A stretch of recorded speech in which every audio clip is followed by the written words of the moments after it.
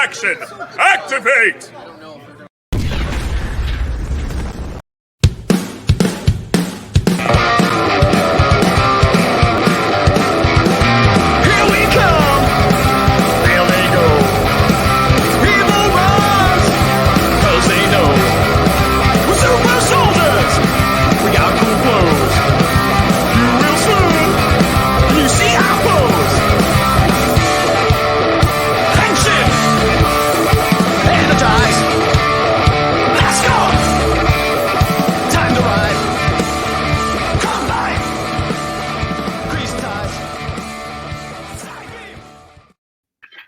Welcome, it's me, Gazbot, and what are we doing? Well, it's Action Activate. And if I'm Gazbot and this is Action Activate, well then with me, as always, It's me, the earphoneless Big Dawg Defender. Why are your I can't, it's like a tongue twister. Why are you earphone-less? From the pre-show to the main show, Mrs. Big Dog went to run errands, so I went, oh, I don't have to be quiet. The pre-show, which no one views but us. No, it's on our Patreon. Just kidding. You know what's funny? Anybody thinking I'm serious? We don't have a Patreon. There's no pre-show. We don't. The pre-show was me and him talking before the show.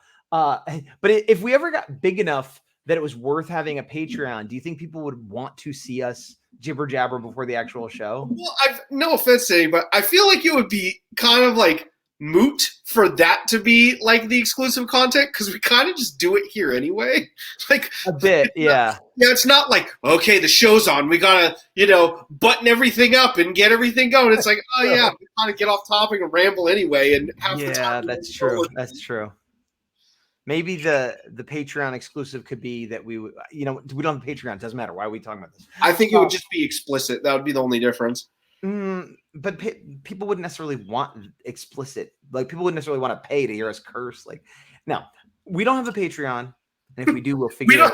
We don't currently plan on making a Patreon. Yeah. But welcome. It's Action Activate. Today we're talking about Dino Fury. Dino Fury episode 16. This one right here. I have it up on the Netflix, which is the whole season one is on Netflix. Let me go ahead and play this in the background as we go. So there's the old. Oh, wait a minute. That's not working. Why is that not working? They may have just updated something so that I cannot share my screen. Yes. So, fun fact: are you on Chrome? I am on Chrome. Yeah, you can't on Chrome. You can't share stuff on OBS or StreamYard or Discord unless you change a setting in Chrome. You know what's funny is that must have just happened because I did it with the last episode we did. I didn't know that, but normally when I make the thumbnails, I play the episode on Netflix and I take a screenshot of a cool scene and I make that the thumbnail. Hadn't been able to do that. And I read, they set up so you can't do screenshots. So I was like, okay, I'll go to YouTube and find where somebody uploaded it and take a screenshot. But I didn't know I wouldn't be able to share. Now, you can't even see it either when I play then. So no, it was all black for me because you're sharing a shared screen. We can't see it. Well, okay. So we're going to do this old school. It'll help me keep us on track because I'll be able to look at it. But wow, that's disappointing. I'll have to readjust that for when we do the next episode. But nevertheless, we're here to talk about it, not actually show the episode. So that's fine. But we are talking about episode 16, Ancient History, Power Rangers Dino Fury. I always ask you what you thought. I'm going to say what I thought. Yep. Much better than last week's episode. That's not saying a lot, but it much better than last week's episode. There are things I liked and there are things I didn't like. Yep. Not commenting on this episode specifically, but the same way I related it to the last episode.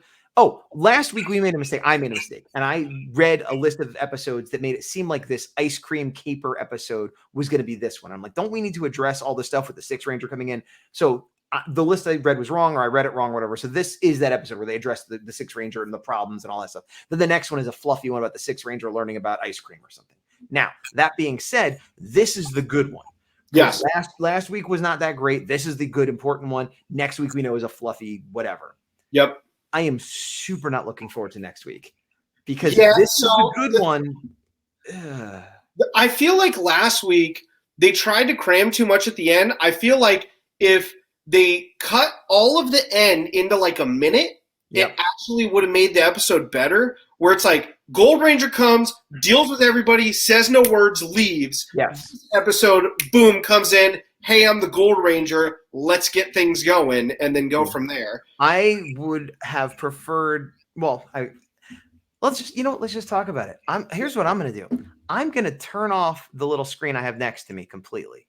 I have no notes. You have notes. We're going to do this different.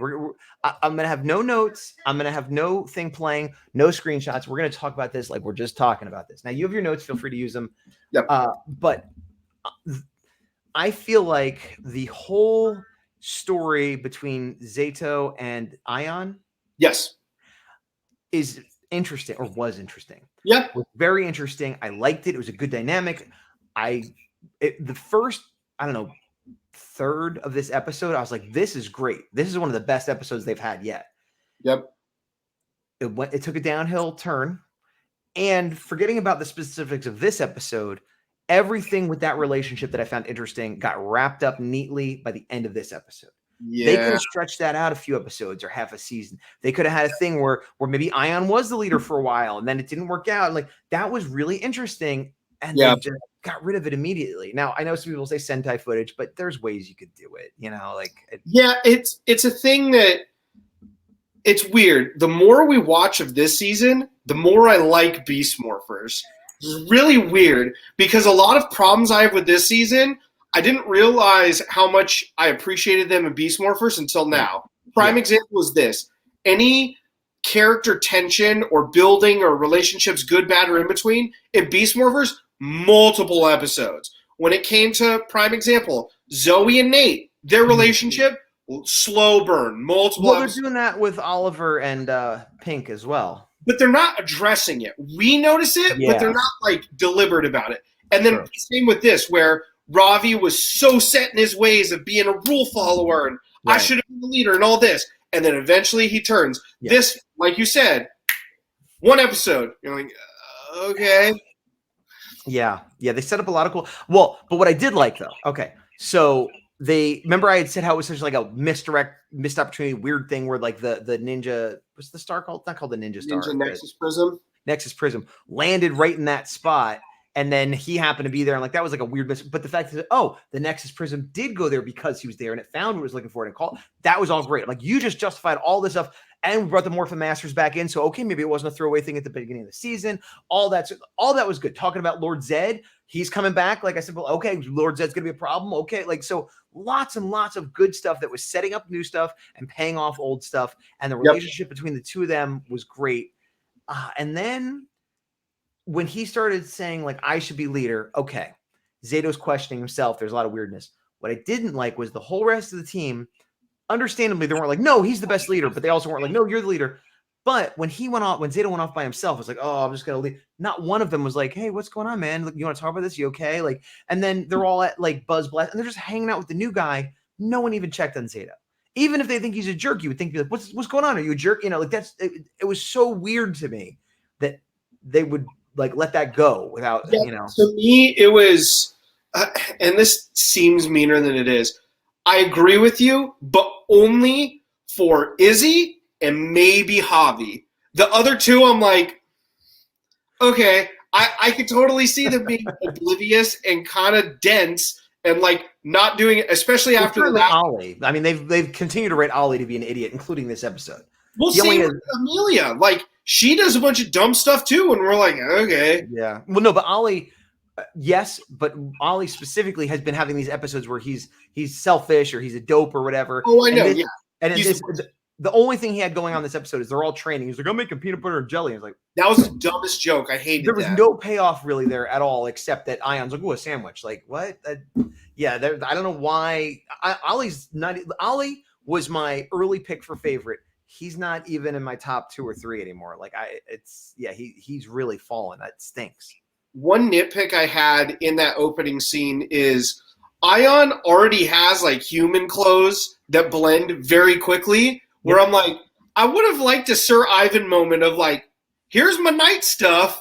I 1,000,000% agree. And I'm not even going to bring it back to Sir Ivan. And I'm not going to bring it back to Orion from Another Planet. I'm not going to bring it back to Dakota. And I'm not going to bring it back to any of the other examples we have seen. I'm going to bring it back to the example from this show, the Red Ranger, who had his traditional garb and who didn't really get slang and doesn't understand the world.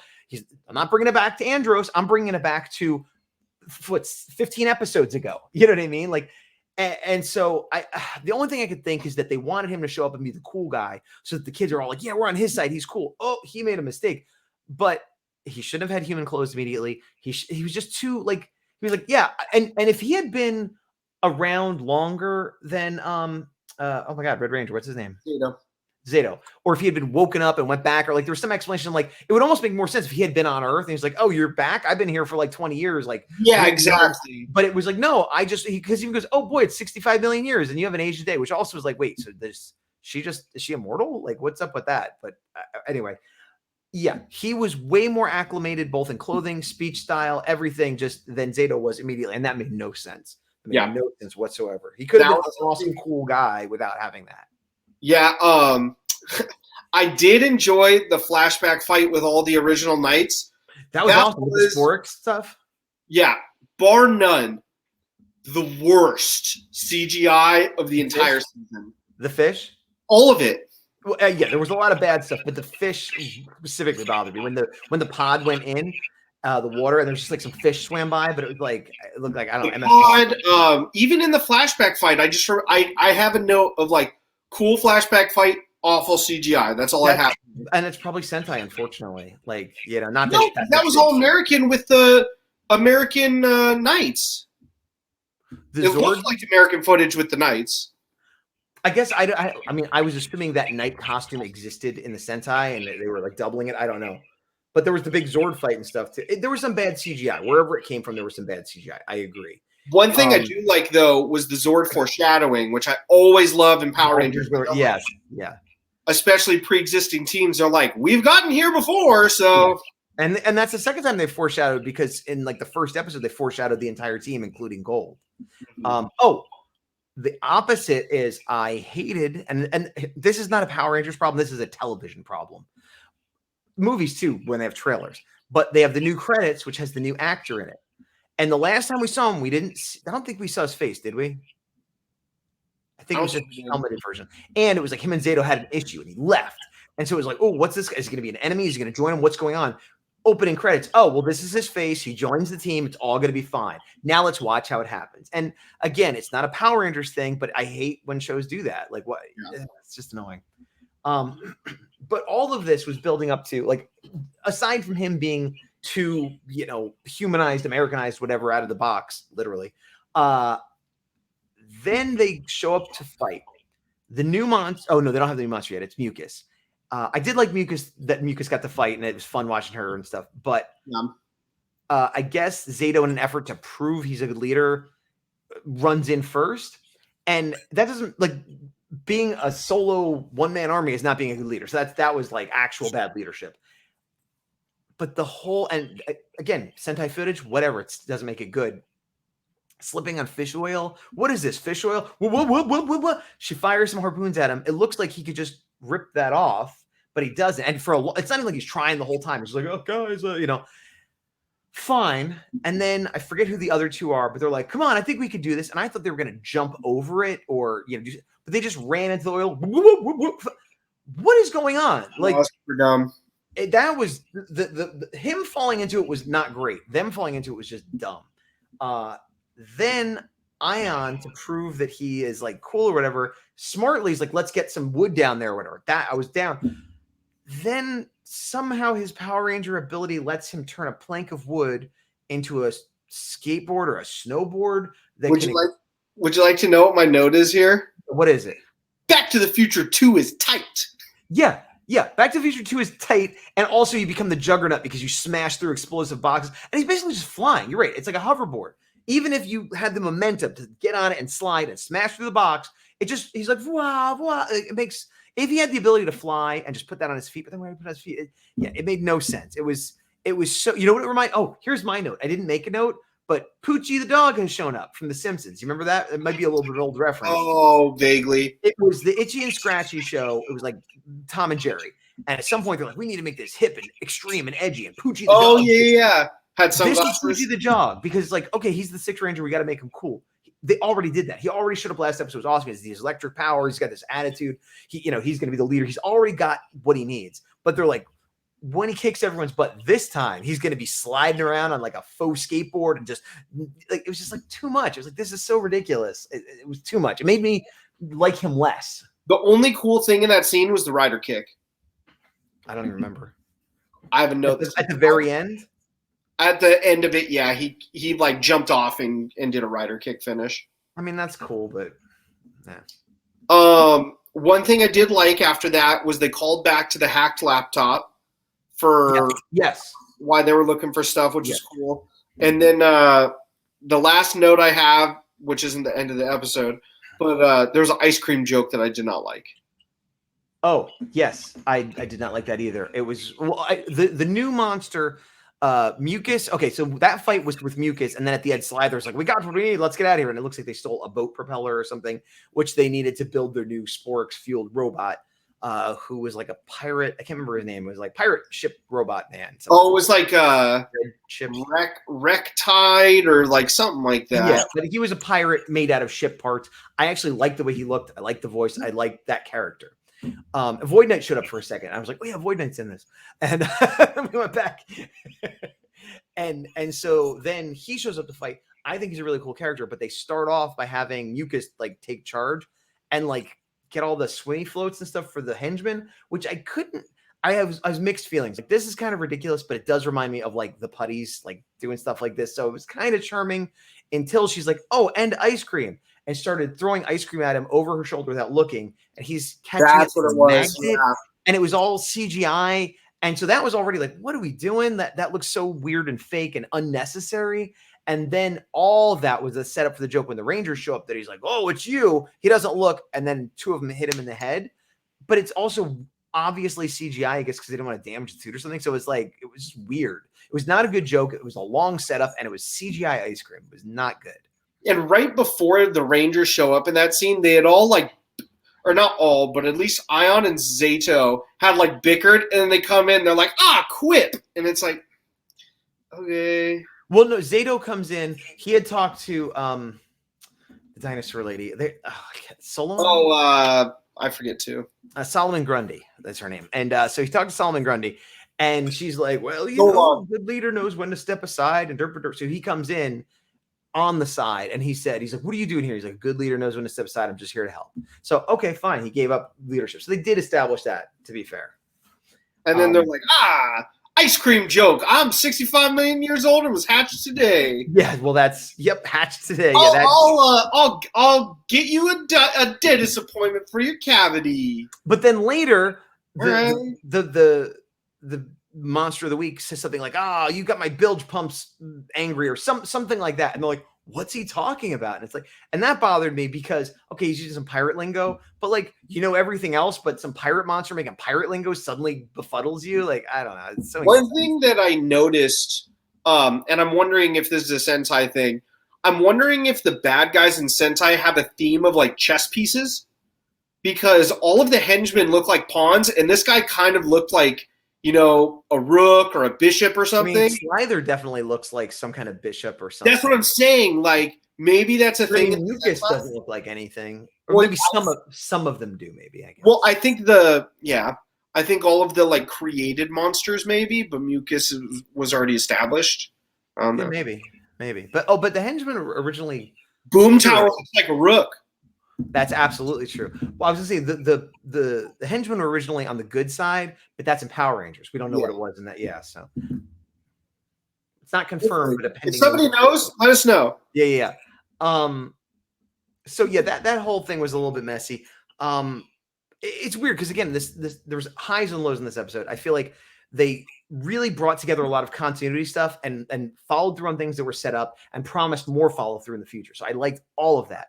But then there were just weird, goofy moments, two of them at least. Oh, there was no Jay Borg this episode and Jane. So they had to give the goofy moments to Mucus, and like it's like they still gotta have it in there. I was going to comment on the Megazord fight, but am I skipping something? That was like the next. Yeah, before that, they fought one of the cooler parts of the episode when Zato and Ion are starting to like put their differences aside and fight together like old times. The armor on. Yeah, the double armor was cool. That was cool, yeah. And then they defeat him with that, and then he gets big. And I like that fight, like they were getting their butt kicked and they got pushed in the water. As soon as they went in the water, I'm like, oh, they're done. That was a mistake. And I like how he kind of became like a submarine firing torpedoes from his shoulders. Like I thought that was really cool. I'm sorry, what did you do? He's like, So that was cool. Oh, that was also weird when like Ion's in charge, the Megazord's about to like be destroyed, it seems like, but apparently not. They're like, what do we do? And then Zato's like, all right, I'll take over. And they're like, we have to abandon ship. Why didn't I think of that? Well, I think I don't have a huge issue with that. I mean, that all comes down to the pacing of the failure of leadership and the reconciliation between the two of them was much too quick. I feel like this should have been like 2 or 3 episodes in or something. But I think it was less about Zato having a great idea and more about he recognized we're not going to win this fight. And if we stay, we're going to die. We have to leave. And that's like, he just knew. Whereas Ion's like, well, I have to win or we can't leave. Like he just wasn't seeing clearly. Yeah. But it was when it started happening, I didn't like it because Ion came in and he didn't have any great qualifications to be a leader, but nothing wrong either. Like he seemed okay. And then they did the fights and everything was fine. He was doing normal leadery stuff. And then they got into a fight with the Megazord that they were losing. That happens all the time to even the best leaders. And sometimes the Megazord gets destroyed. But it was portrayed as like, oh, see, he's a bad leader. He's losing this fight. Like, that's not how it works. So my headcanon, or not even headcanon, but like my justification, which I think could have played out much better if they gave it room to breathe, was that he just couldn't see the forest through the trees. He literally was like, what do we do? What do we do? We're, I don't know. We're losing. How do we not, and Zato's like, I was just matched today. Yeah. Zato's like, yeah, we're losing. Sometimes you lose. Let's leave, So I think that's what they were going for. It just didn't play as well as it should have or could have. Yeah. And then why was it not destroyed? It seemed like it was having trouble because of the seawater and it got hit from some missiles and fell down. And then it seemed like he was coming in for the kill. Like it was very, very badly damaged, but not destroyed. And then it got saved at the last second. That's how I took it anyway. I would have preferred an explanation of the only way we can save the Megazord is if we separate and abort, and then it like separates apart and all the Zords like go to the surface and then like they can't combine it because something energy burp derp and the new Megazord comes in just because it looked like kind of like one of those finale situations of, oh, the Megazord's done. Right. Well, my thought, again, maybe I'm hoping for too much, but my hope is that the next episode, because they have what was it? The fish Megazord or something? What is it? Plesio, I want to say. No, because he says the name of when he fires. Whatever. They have that one that has the robot mode, and it's clearly waterproof. So my thought is they're going to have to use that to pull the other one out. What I would like to see is either a scene of it happening or a line of like, well, we pulled them out, but they need to be in dry dock for a while and repair it. Like acknowledging that, like, yeah, he salvaged them and it'll be okay, but it's not okay immediately, or maybe like, oh, well, it's been a month now, they're finally fixed. Just something to address that needed, because you're right, it looked wrecked. They have ice cream next episode, which they set up this time with the lovely ice cream joke. He'll be like, what was that stuff that was being thrown at that guy? I want to eat it. Yeah, but so it got resolved at the end. Like I thought the beginning was amazing. I thought the middle was not good, and I thought the ending was okay. And so I kind of give the whole thing a B. Just kind of average all that out. You're going lower? I'll go C+. Are you holding, like, did you say, like, what I said to myself was the beginning was so good that I'm going to go easy on some of the rest of it, but were you like, the beginning is so good I'm going to go hard on the rest of it? It's like you said, there's so much inconsistency where like parts of it were really good, other parts were just stone cold terrible, where like I'm right on the cusp of B- just because I liked this more as the introduction of Ion than the previous episode. But at the same time, like all that stuff that they established. So one thing we kind of glossed over was they show a flashback of why they have issues. Right. Turns out when Zato was head of the Knights, they were on their planet Arafcon, and their government made the Sporix to fight alongside them. And Ion's like, yo, man, I don't think this is a good idea. Please do not like accept this. Like something bad's going to happen. And he's like, we're going to do it anyway. And then literally Ion felt so strong about it. He's like, I'm literally going to fight you. Like, stop doing this. So they fight. The Sporix launch. Everything goes bad. And he's like, see, all of this is your fault.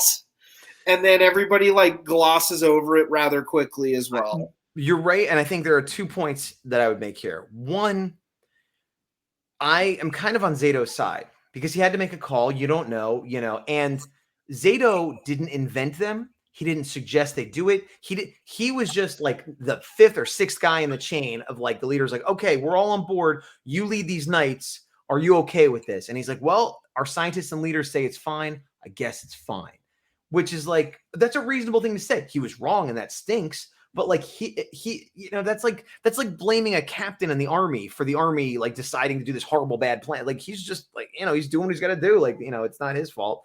So that I'm fine with what Zato did. I don't think that makes him a bad leader or a bad person. I don't think he needed to tell everybody that because it would just undermine their confidence unnecessarily. I understand why Ion kind of blames him because he was there at ground zero and their whole planet got destroyed. But it's definitely a case of like, I need someone to blame. So I'm going to blame you. All that aside, I don't know if you were getting at this, but the part that was really glossed over was they disagreed so much that they physically fought. They see each other again and they're unhappy with each other, but they were both Rangers together in that Megazord. So they were Rangers for some length of time fighting alongside each other, never having resolved this issue, never having discussed it. So how do you, Rangers can't be, he was already following him as a leader as the Gold Ranger for however long until the rest of the team was lost. Yeah. So that's the part that was glossed over. Is that it was just super inconsistent of like, kind of like you said, it wrapped up too quickly. And to your point, if it was that big of an issue then, it shouldn't be that wrapped up now. Right. And if they were able to work together for years, and I thought it was going to be kind of a Zane thing where it's like, yeah, you led our team to destruction and I'm the only one that survived. Again, not necessarily being correct about that, but just blaming you were the leader. And because like, yeah, the rest of the team is lost, which means they're dead. The rest of the team is dead, as far as we know. Yeah. But that wasn't the issue. That's something. And again, I'm not saying Zato is to blame, but you could argue he's more to blame. Going back to my analogy of a captain who's leading like 10 guys in the army. If they all get killed, there's a lot more responsibility on him for that than for the general who came up with some general plan or, so I know I'm making weird analogies and I don't know the military that well, but I just feel like it's a more direct causal link of I led my troops into battle and I came back and they didn't. I know that's generally frowned upon, Well, also it leads a potential plot hole of like, how did the two of them survive? And the other did or didn't? They explain, I guess they all left in their escape pods and not all of them were recovered or like survived. Well, that's the thing. So kind of like in Dino Charge, it's like, oh, they're still out there. Let's go find them. They're just like, oh, yeah, they're gone. Because the keys, they didn't say this. I'm just trying to logic it. Because the keys, like with Dino Charge, there's energems, you know what I mean? And like the people that had them are immortal in the sense they don't age or whatever. But they had all the keys, but they didn't have the gold key and they didn't have the red key because Zato had the red key and the gold key was still out there somewhere, presumably.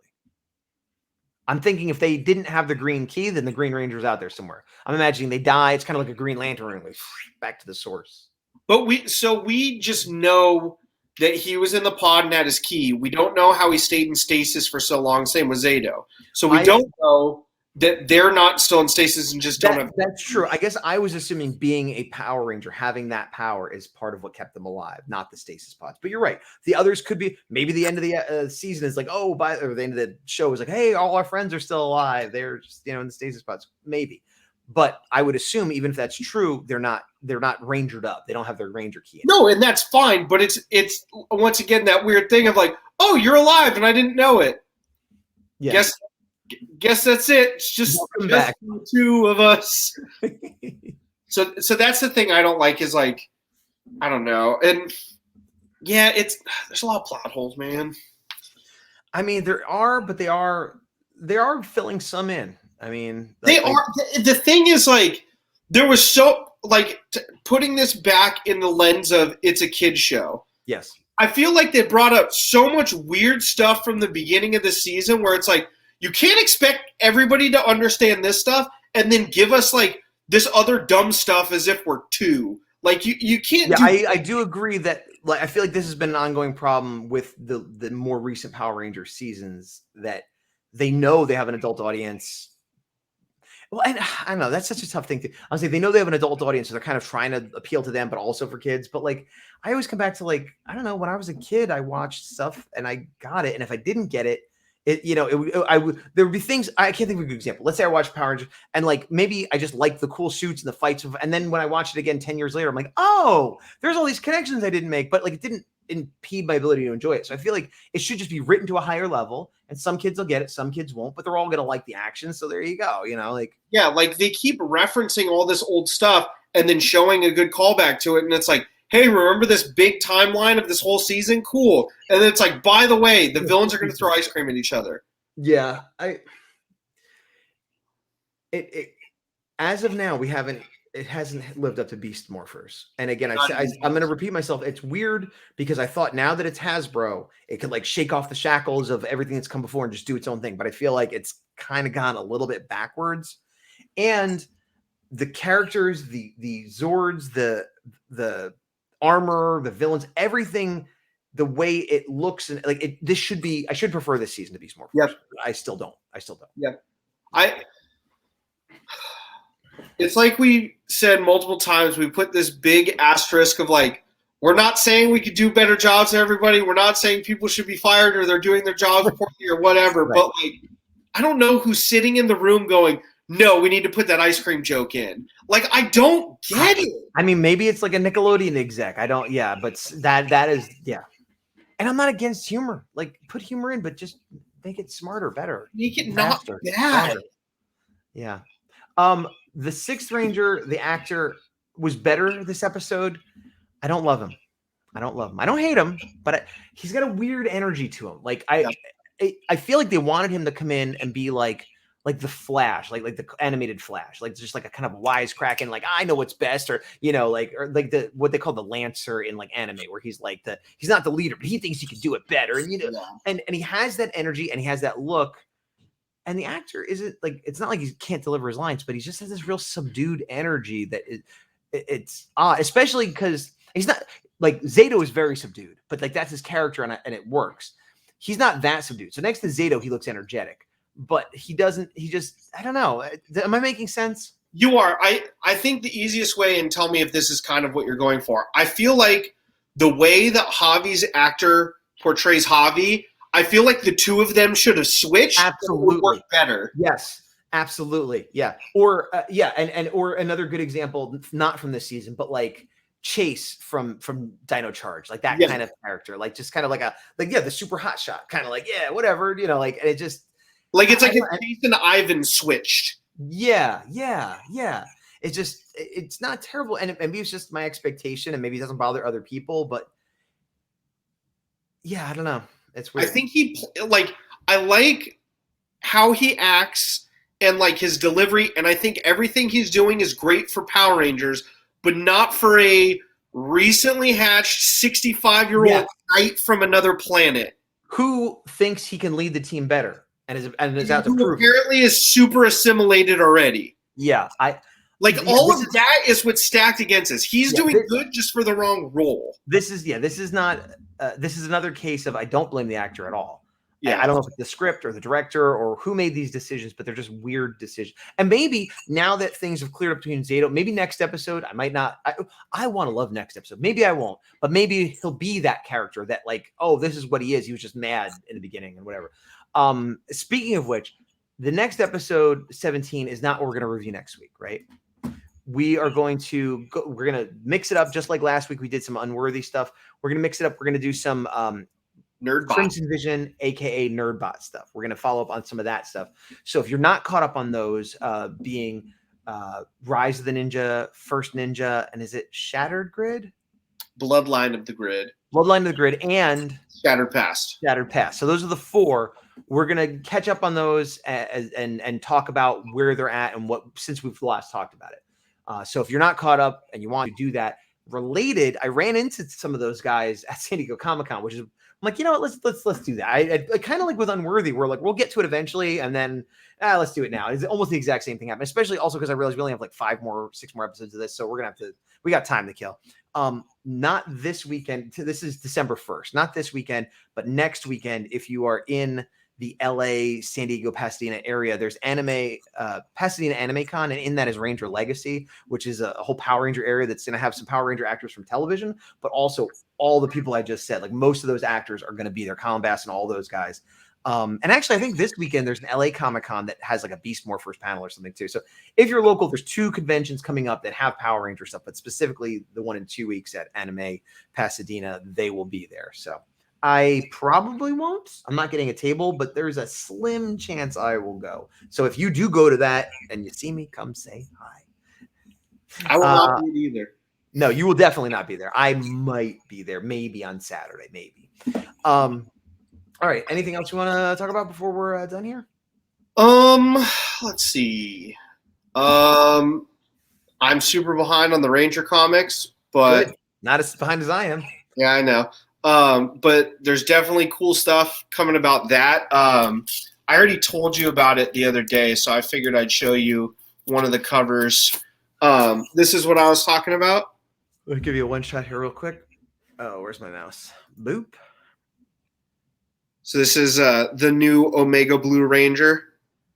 Both morphed and unmorphed. Yeah, that's hard to see. I mean, obviously they're like an alien wolf looking thing, but it's a giant cat.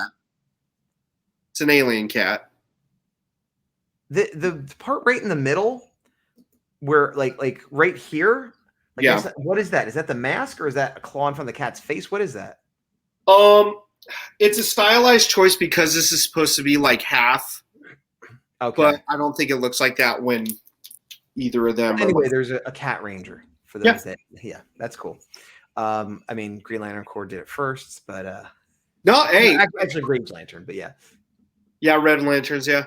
But yeah, and Gnort wasn't a cat, but he's an elf. Well, Green Lantern Corps just incorporate everybody, but there was a cat from Earth, Dexstar, that was a Rage Lantern. Yeah. Really interesting backstory for both of these cats that we're talking about, by the way, if you're into comics. What's the backstory for the Power Ranger one? Spoilers for those that don't want to hear, stop listening. So this cat has been, I think the cat's name is Yale, if I remember correctly. Like yeah. Okay. That's how I remembered it. So the cat's been with the Rangers for a while, and the last issue I read was actually how Yale becomes a Ranger, follows a bunch of kids that the Rangers have saved and are in this colony, kind of like Terra Venture, but not, that they saved, and these kids go to this forbidden temple and are getting attacked by a beast, and Yale comes and helps and whatnot, and then goes through this weird like kind of journey of like, essentially Green Lantern of like, you have now shown that you are worthy of being a Ranger, and like is about to get the powers. That's cool.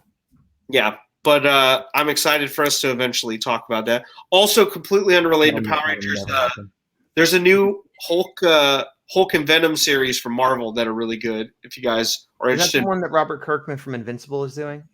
No, Ryan Otley, the artist. That's what I meant to say. Yeah, he did the Hulk one, and it's some good art, man. I mean, I like his art for sure.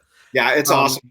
You'd love the concept. We'll talk about it later. I feel like there was another Power Ranger thing. Well, we all know that like Netflix is getting Power Ranger stuff, but we don't know what it is and all that stuff. Oh, yeah, that. But it's just sort of like, yeah, okay, we kind of figured. They confirmed like, yeah, the next Power Ranger thing is on Netflix. That's essentially all they. Yeah, and then there's tons of speculation. Was there any big Lightning Collection news? I mean, obviously there's a few new things coming out, but I don't. No, we covered everything since Comic-Con. Oh, the HasCon thing too, yeah. Oh, whatever. That was the last big news, I guess.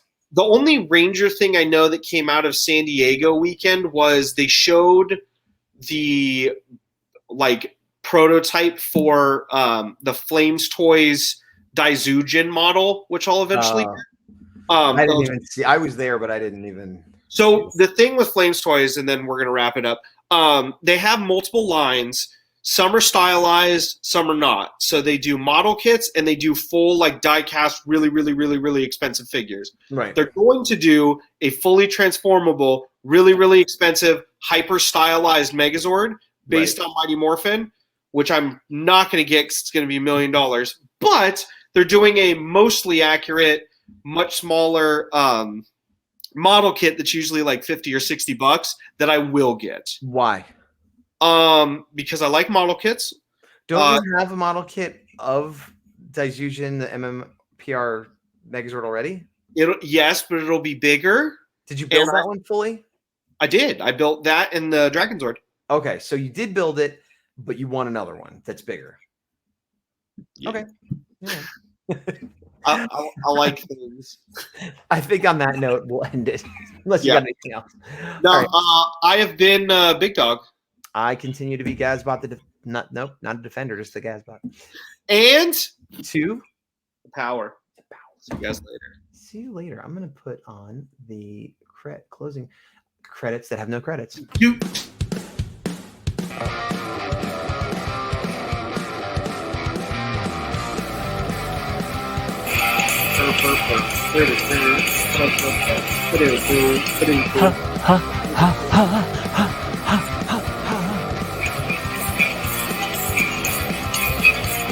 I say it every time, but so much. It's funny that when we shot this, I'm like, God, so much of this is the same, and now I'm like, God, couldn't be more different. Yeah.